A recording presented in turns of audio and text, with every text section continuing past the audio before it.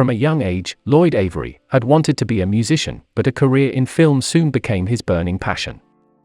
But after starring in Singleton's movie, Avery's career took somewhat of a step backwards, and few knew his private life was becoming eerily similar to that of the on-screen character that kick-started his acting work. His transition from Hollywood actor to an inmate at Pelican Bay State Prison is a tragic journey of one man reaching the precipice of fame, only to bring about his own downfall. Lloyd Fernandez Avery was born on June 21, 1969, and grew up in a working-class neighborhood next to Baldwin Hills, known as the Black Beverly Hills in LA. Along with his brother Che, father Lloyd Sr. and mother Linda, the Averys were a quiet middle-class family. Their father was a man of many skills, a qualified plumber, electrician, and an expert carpenter who operated his own business, while his wife was a stay-at-home mother, until the late 1980s, when she worked in banking. Avery had a comfortable childhood. Unlike some of their friends, the family of 6 had a pool in their backyard at View Park. Raised in a Christian household, their parents instilled in the boys, and their sister, the value of a good education, and they were enrolled into school integration programs, with Lloyd attending Beverly Hills High School. There, he excelled in baseball and water polo. Often seen driving his brown Pinto, doing donuts near the swim gym, Avery was considered the class clown, usually telling jokes to his classmates. Despite his shy nature sometimes, he was known as a fun person to be around, and although he didn't date much, the girls in his lectures were enamored with his pretty boy looks. Some of his closest friends were the children of some of most well-known celebrities in the music business, such as musician and songwriters Quincy Jones, Smokey Robinson, and Clarence Avant.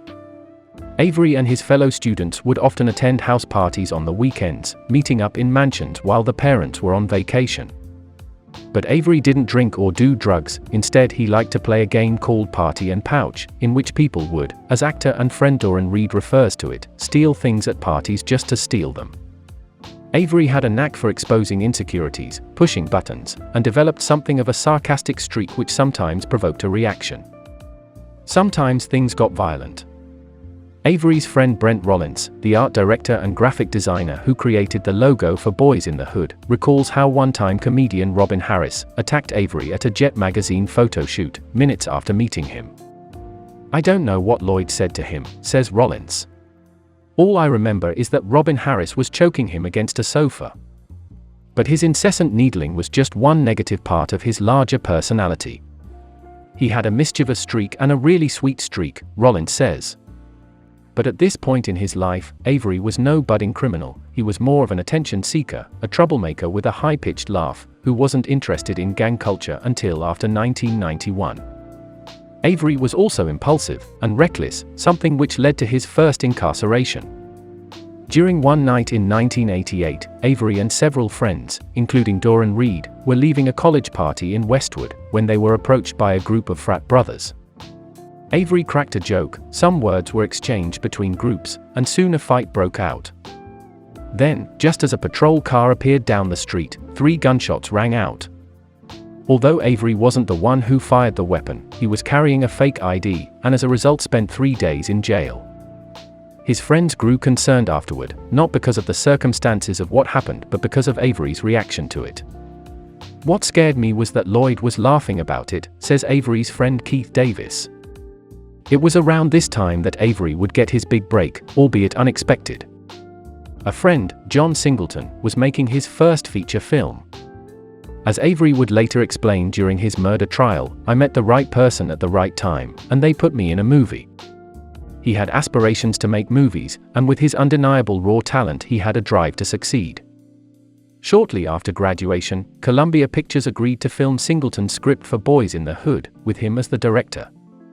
The cast was made up of, like Avery, mostly locals, for which Singleton intended to keep a sense of realism to his project, which depicted gang culture and the lives of 3 young African Americans, growing up in South Central Los Angeles. Avery was required to be on set to show support even if he appeared on the day's call sheet or not. His co-stars remember him as friendly and humble, and he apparently took direction well from his friend Singleton, who meticulously prepared Avery for his big scene, which just so happened to be the most iconic scene of the movie. He instructed Avery at every turn, how to point the gun, how to generate a simultaneously cold-hearted and menacing stare. No detail was considered too small. At this stage in his career, he was a method actor and spent all morning in his trailer brooding. His character, despite having only appeared in several small scenes, made Avery a celebrity around the neighborhoods of Los Angeles because of his notorious role in the film as a member of the Crenshaw Mafia gangsters. The 6'1" Avery was instantly recognizable and found himself ushered past the queues outside nightclubs. Initially, he enjoyed his newfound fame and intended on fully exploiting it. He hired an agent and went on numerous auditions, and his future in the movie industry seemed unstoppable. With his African American and Mexican descent and handsome good looks, it was believed the young Avery would go far, possibly even landing leading roles one day. During this time, his music career began to take off as he produced Push, the lead single on actress Tisha Campbell's debut album, Tisha. His acting career continued. This time he was cast in Singleton's follow-up, Poetic Justice in 1993, alongside his Boyz co-star Dedrick Gobert. He starred alongside his brother Che, as well as Janet Jackson, Regina King, and the late Tupac Shakur. Not long after the release of Boyz N The Hood, Lloyd Avery shocked those closest to him by moving away from his middle-class neighborhood and relocating to an area known as the Jungle, the heavily blood-affiliated neighborhoods of Crenshaw Boulevard, Coliseum Street, Santo Tomas Drive, and La Brea Avenue. Lloyd seemed to embrace the culture of his new home. Avery's association with the Bloods gang made little sense, considering he grew up near Crips territory. Similarly, he knew the dangers of gangbanging, after the streets had already claimed the life of his younger brother. His elder brother too was soon to take the wrong path in life, but on the opposite side his brother would choose. Che Avery was admitted to UC Berkeley and UCLA, after gaining a 3.6 GPA at Beverly Hills High, but then decided to not attend either school. Che didn't hang with the rich kids, though he claims to have partied with a Menendez brother on prom night.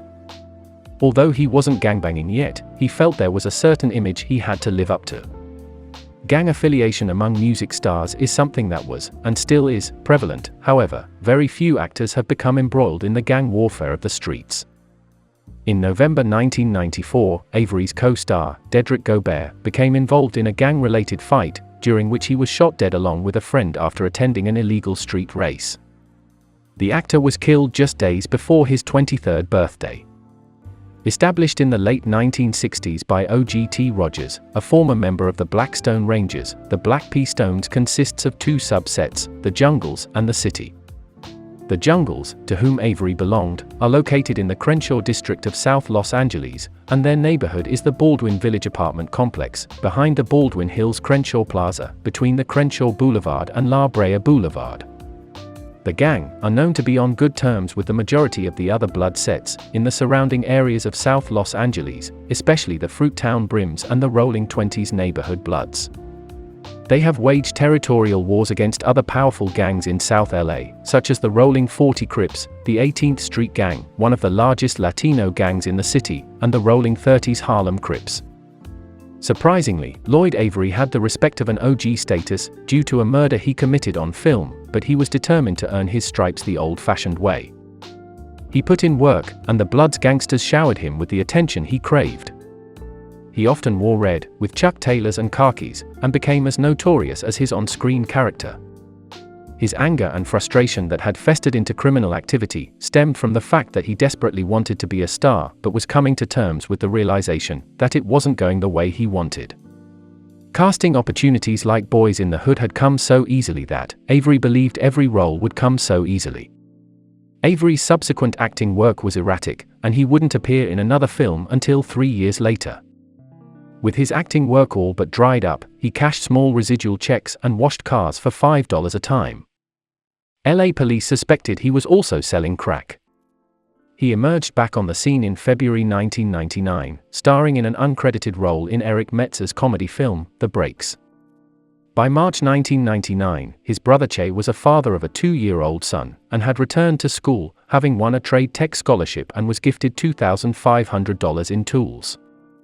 His brother Sanjay and little sister Tico had also graduated from college, but Lloyd stayed immersed in the culture of the streets and the gangster lifestyle.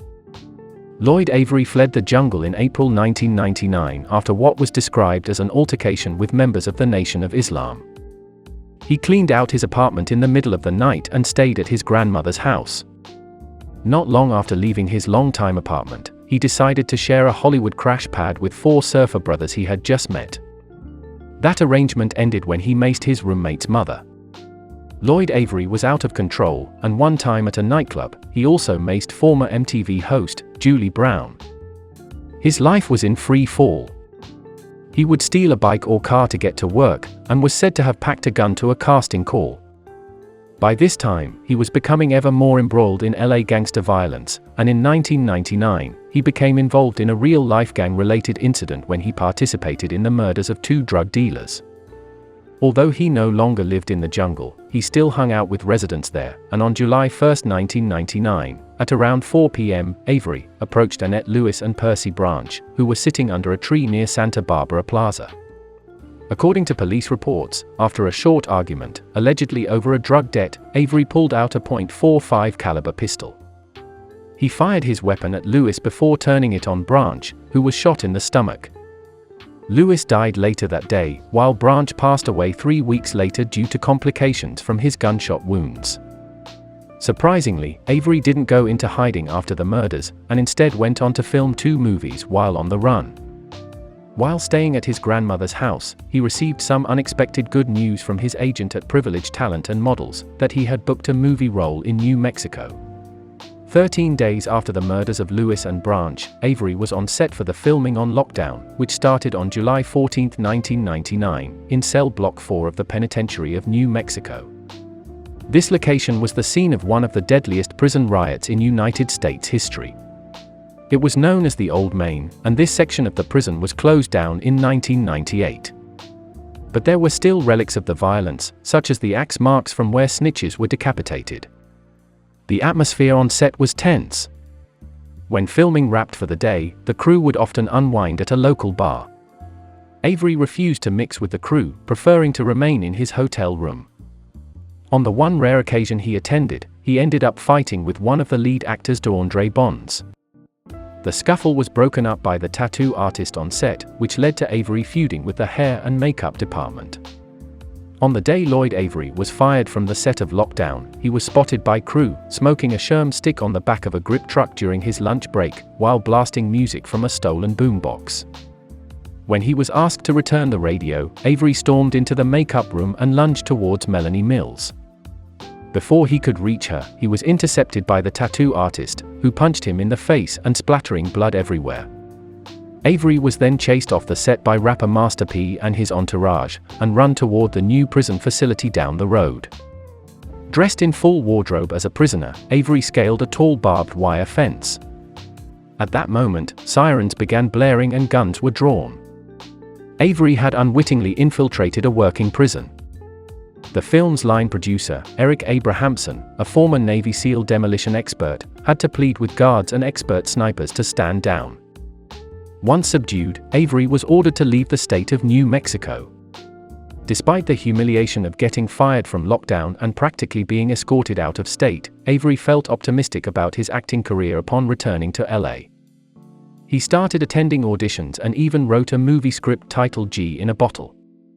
After a night of partying, Avery crashed at the studio apartment of Spraker's childhood friend, Jeremy McLaughlin, another privileged client. For the next 3 months or so, he didn't leave. Then things appeared to brighten up, albeit momentarily.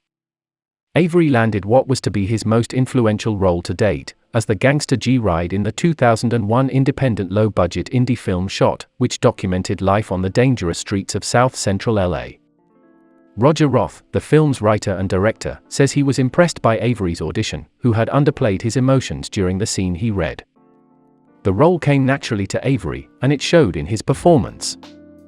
The double murder was still being investigated by LA detectives, and when the wanted posters went up in the fall of 1999, Avery was couch surfing with friends and family. The police department were aware of exactly where Lloyd was hiding out, and the next morning they moved to make an arrest. Che said he remembered the helicopters that morning were louder than usual, and there was lots of traffic outside his grandmother's house. Lloyd was in the kitchen with his bike, and before he left through the back door, he gave his brother one last hug. He made his way up Crescent Heights Boulevard, making a U-turn where he pulled alongside the driver's side door of police cruiser. He then brazenly leaned forward and asked the officer what was wrong, as he released his grip on the handlebars of his aluminium mongoose.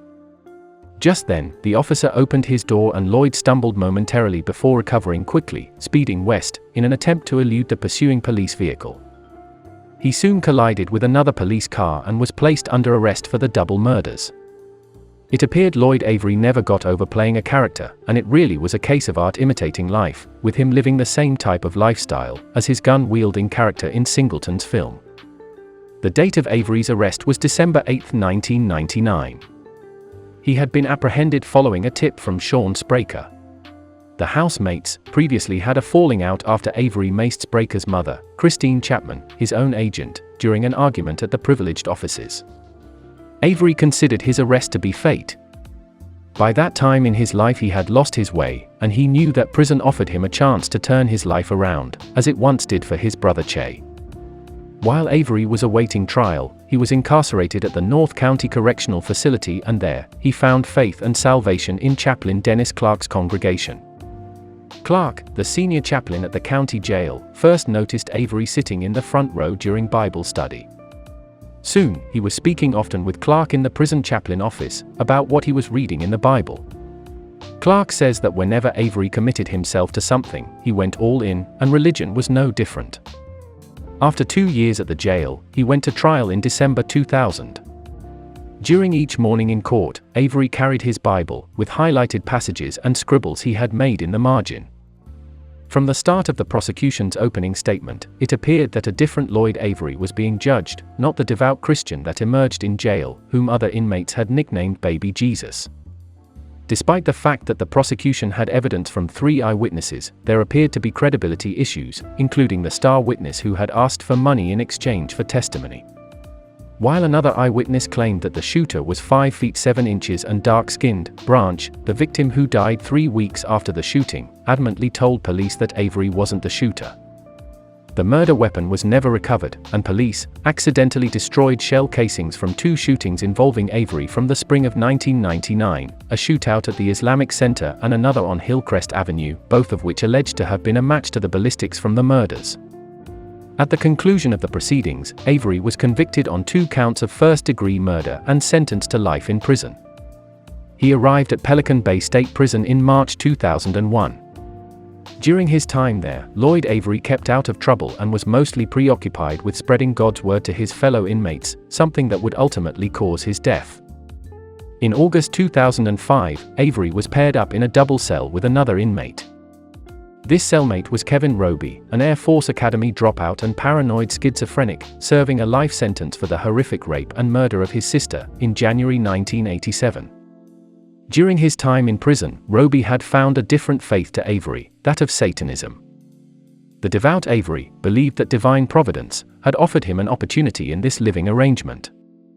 What happened next is mostly known from Kevin Roby's own account, where he claims that Avery had apparently tried to convert him, albeit unsuccessfully, and was warned by Roby to stop preaching about God. On the evening of Sunday, September 4, 2005, these spiritual disputes between Avery and Roby turned violent. This violent altercation ended with Roby choking Avery unconscious, causing him to bleed into his lungs.